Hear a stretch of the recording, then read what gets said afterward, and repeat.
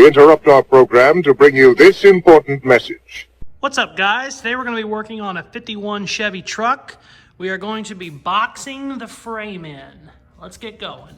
So the first thing you need to do is get a piece of cardboard. That way we can trace our template out. There we go, just like that. Now, what you want to do is go ahead and cut that out, just like this. There we go. Now, a lot of people don't know this trick, but what you're going to do is you're going to take the cardboard and you're going to get it wet. Make sure it's wet on both sides. And then what you're going to do is you're going to take the piece, you're going to throw it right against the wall. And just like that, it turns into 1/4-inch plate. Now, what we want to do to attach the plate is you want to make sure you get it right where you want it. Kind of hover it above place, and then let go of it. There we go, just like that. And she's in there. Bada bing. Gotta be my someone.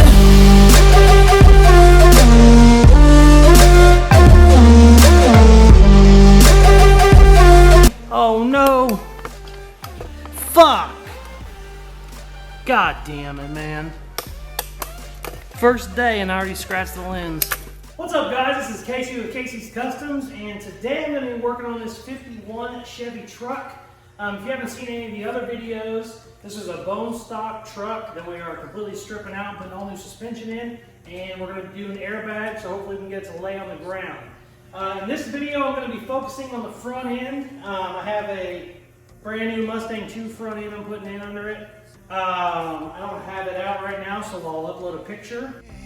When you come, everything just turns around. Hey, it looks beautiful in that picture. Anyways, I have that, so what I'm going to do is cut that up. It's a universal. It was supposed to be already made to fit this 51 Chevy.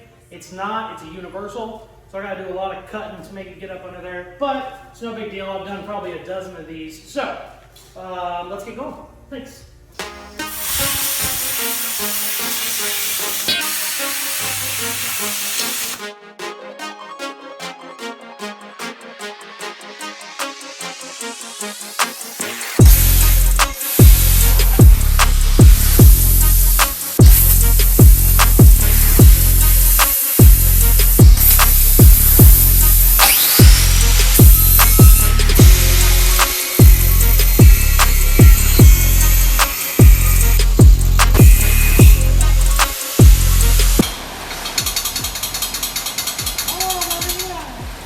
Son of a bitch. I don't have anything to hit it. Hey! So, got it in there, kind of just on a jig. It's just sitting there. But as you can see, I got it level front to back and side to side. I'm just going to put a couple tack welds on it for now, because since we're trying to bag it to get it to lay on the ground, I just want to double check on my measurements to make sure everything is perfect for it to sit, you know, all the way down.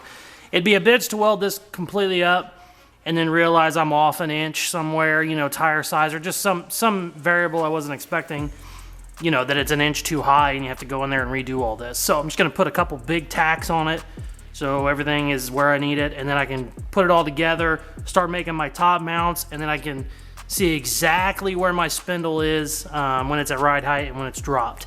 I got a pretty good idea from, you know, just taking a million measurements, but you never know exactly until, you know, you start bolting stuff up and you see how much, you know, stuff sags and whatnot. So that's what we're gonna do right now. So I got the cross member mounted, as you can see. Now I'm going to be mounting the upper spring cups. Now, these are the real important part. The cross member, it's pretty important as well, obviously, but you got a little bit of leeway here and there. These got to be dead on or your car will not track straight. So, what you have to do, the main important thing with whatever kit you have, is these two holes being however far they need to be apart. They can't be wider, they can't be shorter, because that messes with your caster and all kinds of shit. On this kit, on this car, I need these holes to be exactly 35 inches apart. So, what you do then is you go by how wide your frame is, and then you just got to figure out, you know, how far over you can put it to this hole. It's ridiculous. There's like 30 different measurements I've had to take. I'm not gonna try and explain it all, but easy way to do it is, mark where your frame is, and then you just need to mark how far you can make this over. So instead of constantly trying to measure these together, which not only can I not do it because I still have the motor in, I can't run a tape from one side to the other, it would just be a pain in the ass to constantly, be welding and then checking it all the way across the both. So what you do is, you just make sure you have your measurement up to your frame, and then from your frame to here. Makes it a lot easier. This is just the measurements I've taken from here. It is 24.5 on the inside of the frame, it's 29.5 on the outside of the frame. I have a 35-inch spring cup, minus the 25, minus the 29.5, leaves me 5.5 divided by 2, since it's in half. That gives me 2 3/4, 2.75, and then you gotta take the diameter of this hole, which is 0.8. So we're gonna go minus 0.8 on top of the 2.75, which gives us, or half of the 0.8, which gives us 0.4, minus the 2.75, which is 2.375. 2.375 is right there, and that's where we're at. Bada bing. It's real simple.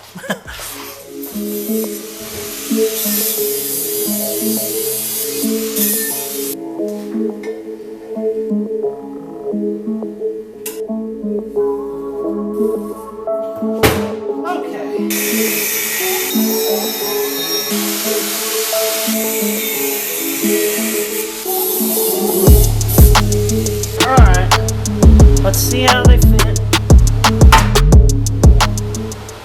Bada bing, baby. I think that's pretty goddamn good right there. Wait, it's a bitch how much this has a curve to it. So, on a flat frame, you just take your 2 inches out, you call it good. Well, it's 2 inches on this side, and it's, 5/8 inch on the other side, or whatever it is. I'll get my level out and shit before I tag it. Now that I got stuff where it needs to be, I'm gonna start putting everything together. Like I said before, I've just tack welded it in a couple spots. Nothing's going anywhere. It's solid enough where I can start mounting, suspension parts. But it's not solid enough where I can't cut it off if I need to move something. So what I'm gonna do is start bolting up all my parts, my A-arms, my spindles, and then I can really start taking some exact measurements and go from there. Like I said, you measure all this stuff before you do it, but sometimes stuff can be off. It's a lot easier just to tack weld it, put it together, and then go from there. If I don't know anybody that just welds them solid right off the bat, just because it's not worth it. It'd be so much work to undo. So, anyways, we're gonna start putting stuff together.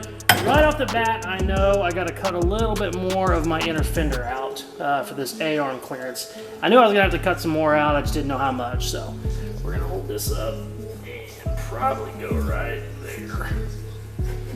Right up to that line. That'll look like it was meant to be there.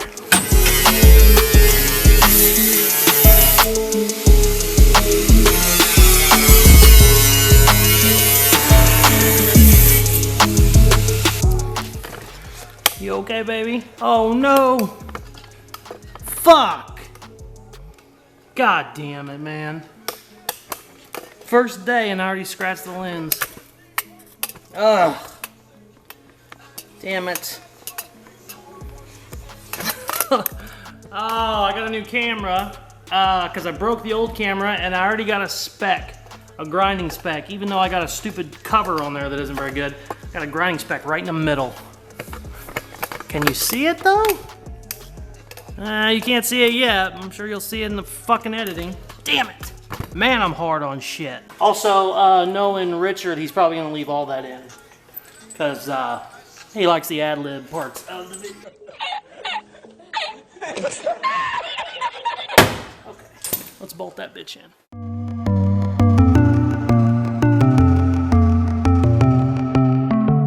My hands are tied. So, something shitty just happened. I went to start putting it together and I realized I didn't have the right bolts to mount the A-arms on to the top coil mount. And I was like, well, that sucks. I can just put a regular bolt in there. It's no big deal for now. It takes a special bolt. I can use a regular one for now. It's not that big of a deal. Then I went over to my spindles and started looking for the bearings and realized I didn't get the bearings sent either. So long story short, I kind of started going through all the parts, and I'm missing my bearings. I'm missing bolts to 2, 3, or 4 different things. I'm missing, you know, tie rod nuts, just little crap like that. I assume it was all in another bag.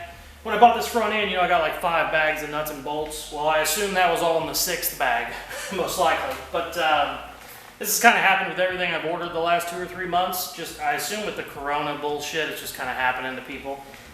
It's not a company thing, because I've ordered from 10 different companies, and I think everybody's kind of short-staffed right now. So, obviously I'm going to have to email them and get all that stuff coming in. I'm not going to go and buy, you know, separate bearings, separate everything for all these little pieces when I know they have it ready to go. So, that sucks. I'm going to have to wait on that, but I can go ahead and just move to the rear of the car, or the rear of the truck while I'm waiting on it. You know, it sucks, but this stuff happens. You know, I build cars for a living, so I'm always ordering parts. I get boxes every day, and sometimes this shit just happens. So, the thing that does suck is I wanted to finish off this video by getting at least the spindles and stuff put on so I can kind of see where the wheel was. That's not going to happen now, because another thing with how the coronavirus is going, when I order stuff, sometimes I get it in 2 days, sometimes I get it in 2 months. I'm not going to wait, you know, I'm not going to hold off on posting a video for 2 months while I'm waiting for nuts and bolts. So, we're going to go ahead and end it here on this one. Thank you guys very much for watching. Please like, share, subscribe, all that good shit they tell you at the end of videos. And check out some more of my other videos. Also check back, because most likely the video right after this one, I'm going to be starting the 4-link on the rear end. So, take care. Peace! When you come, everything just turns around. I get stunned by your drum. I follow you into the sun. Shoot a race like a shotgun. You gotta be my someone.